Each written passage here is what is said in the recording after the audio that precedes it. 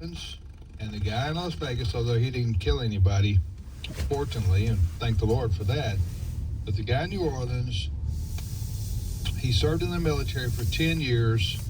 Yes, he got radicalized, but again, we shouldn't confuse radicalization from Islam with insanity. In the way that you would put a straitjacket on somebody and say they're out of their minds. These people aren't out of their minds. They know precisely what they're doing. They're just evil and wicked, and they're motivated by, as Ray said earlier, the devil. And the devil, listen, you may laugh and say the devil. You believe in Santa Claus and Bigfoot too? Listen, Ray, Jesus Christ believed in the devil. Am I right? He said in John chapter 8 that you are from your father, the devil, who was a murderer from the beginning. And he said in John 10, the thief, talking about the devil, is come to steal and to kill and to destroy. Satan loves death. He loves killing. He loves murdering. And so whatever else we can say about religious motivations, when that fellow got behind the wheel of the pickup truck and the fellow stayed in the driver's compartment of the Tesla, both those guys, they were right. They were following the god of this world, who is Satan himself. Yeah. All right. So, by the way, there was one other fellow that the baby boomers will remember. There was a high-profile conversion to Islam who changed his name, and he was the folk singer Cat Stevens. You remember him, Ray? Yeah. He was a big star. A big star. In the 60s and 70s. You remember him? Oh, yeah. Cat Stevens, and then I don't know when, the 80s maybe, he converted to Islam, changed his name, moved to London, went with full Islamic garb and grew the beard out and never looked back. Yeah. I don't know if he ever even sang anymore, publicly or concerts or anything like that. Maybe he did. But that was another example of what Ray said when people convert to Islam and they're Westerners, they almost always, if they're dead serious about it, they change their name. And they change their whole tone, their whole political speech, their spiritual speech. You'll hear them.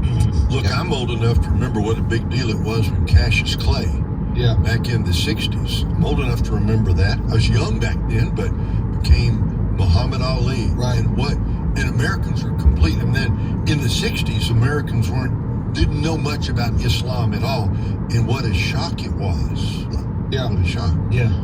All right, you're listening to today's issues on the American Family Radio Network. Again, 15 dead in New Orleans. And how many injured, Chris? A lot. A lot. It depends on the, I'm going to get you the official count because it depends on the outlet you look at. And the FBI and the state of Louisiana and all their agencies, the governor, the attorney general, the mayor of New Orleans, all of them are having press conferences and actively involved in the investigation of what happened there. But joining us now is Sandy Rios. Sandy is the host of Sandy Rios 24/7, a very popular podcast on American Family Radio on our website. Sandy joins us now. Good morning, Sandy. Hey, good morning, Tim. How are you guys this morning? We're doing well. Like you were saddened, like Americans all over the country were saddened by what happened in New Orleans. Yeah, Tim, I've had a long history with this issue of the Muslim Brotherhood and terror attacks. I actually consider myself an expert. I was targeted by the SPLC because the way I covered this for a long time. The only reason I say that is because what I witnessed, I don't know if you want me to talk about this, but when I first got to do you want me to talk about this? I think you had something else you wanted to talk about, but Well, we're very sensitive here, Sandy, about what we talk about, so I've got your button here to mute you if you go off. We don't know what to expect from you. No, I'm sitting. Go ahead, speak. Well, there's some background I think that's important. Go. to help us understand. And, as you all just said, I was listening a little bit, we didn't know much about Islam, not until the attacks on 9/11. Right. Americans just were really ignorant. We couldn't even pronounce their names. I'll raise my hand to that. I can't. Right. But what we realized quickly, the FBI were experts on terrorism. They had great experts on that. And they fought back with a vengeance. Bruce was in Chicago during where the Muslim Brotherhood had an organization where the FBI got a tip that they had all of this information at their headquarters, and they were a terrorist organization.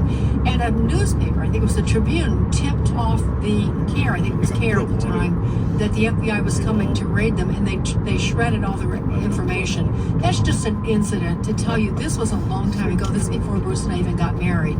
So when I moved to D.C. in 2001, it was right after 9/11. And what I learned, and I'll just tell you as quickly as I can, the thing that changed everything was that right after 9/11, President Bush, of course, Karl Rove was part of he was the big brain in that whole incident. Karl convinced President Bush that the Jews had the Democrats, but the Muslim could be part of the Republican Party, because we did agree on some issues like abortion and gay marriage and things like that. So immediately the Muslim Brotherhood was all welcomed into the White House. They spent a lot of time there. In fact, the day after 9/11, they were in the White House in their full Islamic garb, invited by Karl. And we know, because we've had documents now, that their intention, because of the undercover of some house in Virginia sometime before this 9/11 took place, their intention was to destroy, I can tell you the exact words, we want to destroy their miserable house from within. The Muslim Brotherhood has a whole set of goals, and this was way back in the 90s. And so we know that. The FBI knew it. It was discovered. We knew all of that. We declared them to be a terrorist organization. We defamed CARE. CARE was no longer welcome on the airwaves. And all of that reversed when the Republican leadership decided that they would pull in the Muslims because they were peaceful, you see.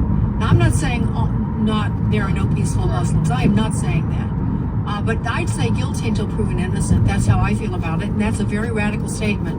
But the teaching of Islam is completely incompatible with the West and with Christianity and the Western civilization. They cannot live with us unless they deny the tenets of their faith. And so the Republicans allowed them in, and I can't tell you how many battles myself, how many I had.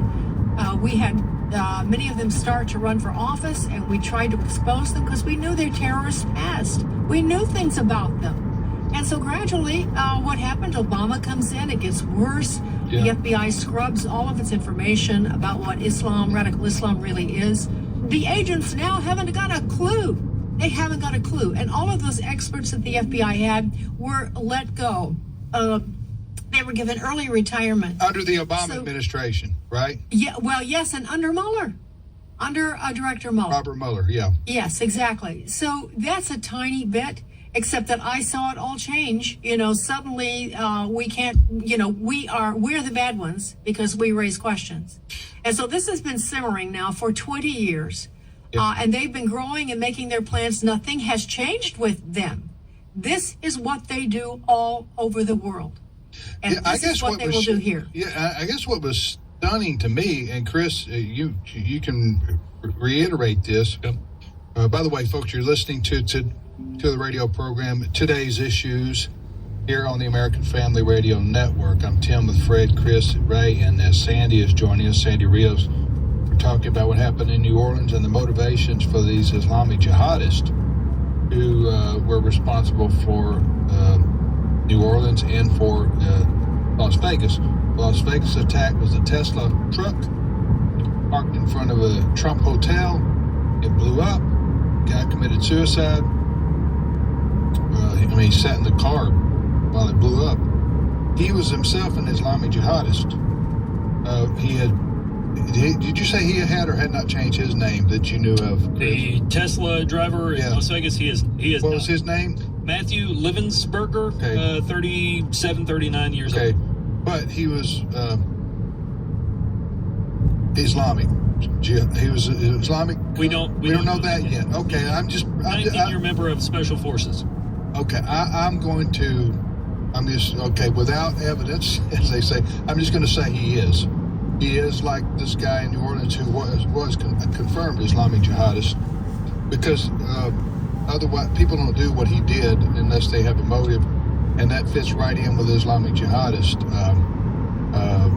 The way that they yeah, Timothy McVeigh comes to mind, but that's been 30 I always years. pull that Timothy McVeigh. We got one to 100. Yeah, I'm just trying to think. Go ahead, Sandy. Let me interject something really, really important that you might not know, and the only reason I know it is because some insider told me. John Brennan was the CIA director, remember? He was that CIA director under Barack Obama. Well, when he was with the CIA station in Saudi Arabia, he converted to Islam. Oh, Brennan did. Yes, and remember what happened under Barack Obama? Sure. He advanced, his first speech to the world was to the Arab world. Do you remember that?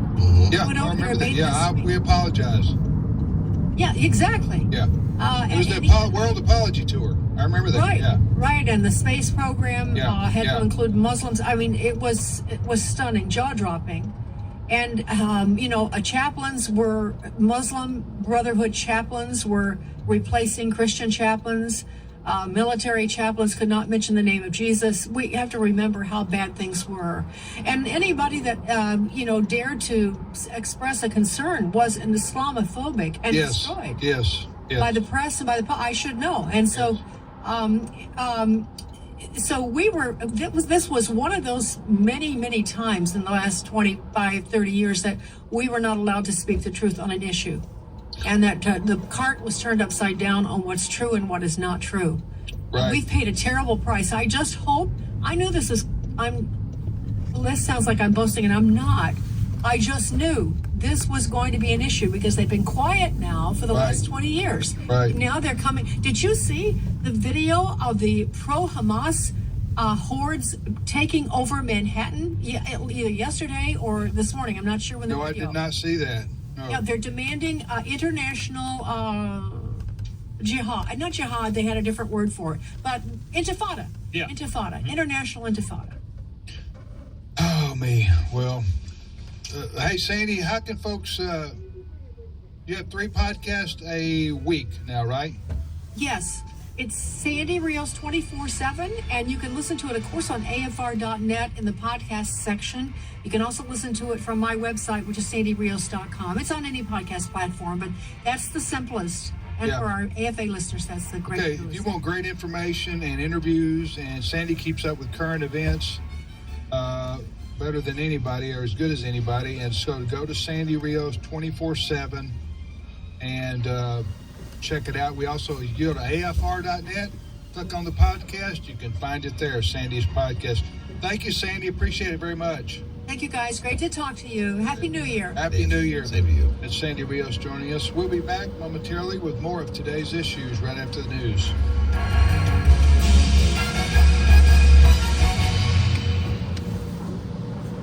The views and opinions expressed in this broadcast may not necessarily reflect those of the American Family Association or American Family Radio. 90.5 KTXG Greenville, Dallas. The book of Exodus, the Creator God came to dwell with his people. You can't approach this holiness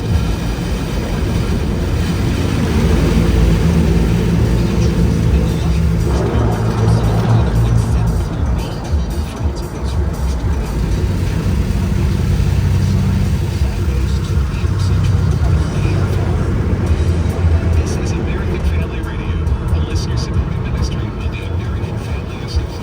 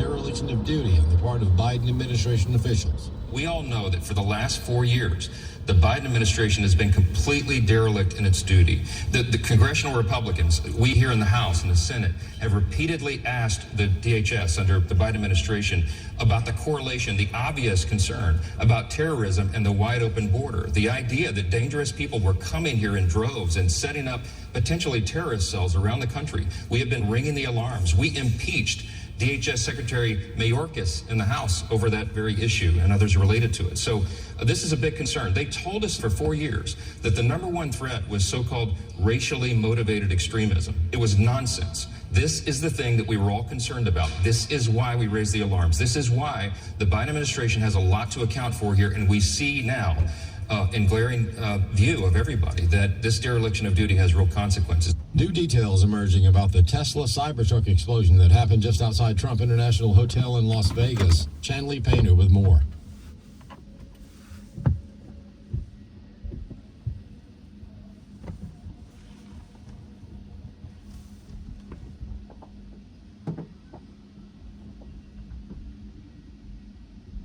As well as large firework mortars in the truck. They were able to trace that vehicle back to Colorado using video footage captured at charging stations. Now investigators are trying to determine if there is a link to the attack in New Orleans. The Cybertruck investigation did involve input from Tesla CEO Elon Musk. Musk and police credit the Cybertruck for actually containing that explosion, directing the blast upwards and not even breaking the glass doors on the hotel lobby. The House preparing to hold a vote on whether Speaker Mike Johnson should keep his position. Chad Pergram with more. It's unclear if House Speaker Mike Johnson can wrap up the speaker vote quickly. Anywhere from 12 to 17 Republicans have reservations about Johnson, and he could only lose one GOP vote. The House cannot swear in members, debate bills, or certify the presidential election without a speaker.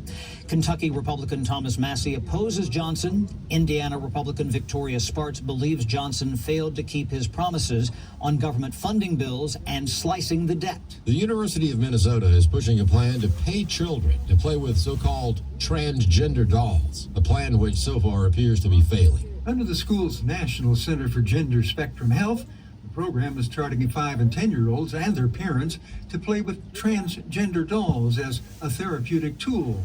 Lori Higgins of Breakthrough Ideas compares them.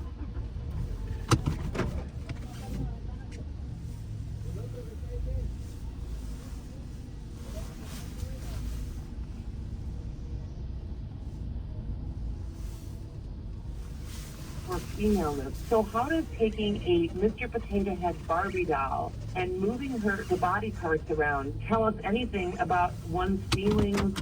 Higgins says the Spectrum Center doesn't use facts but uses dogmatic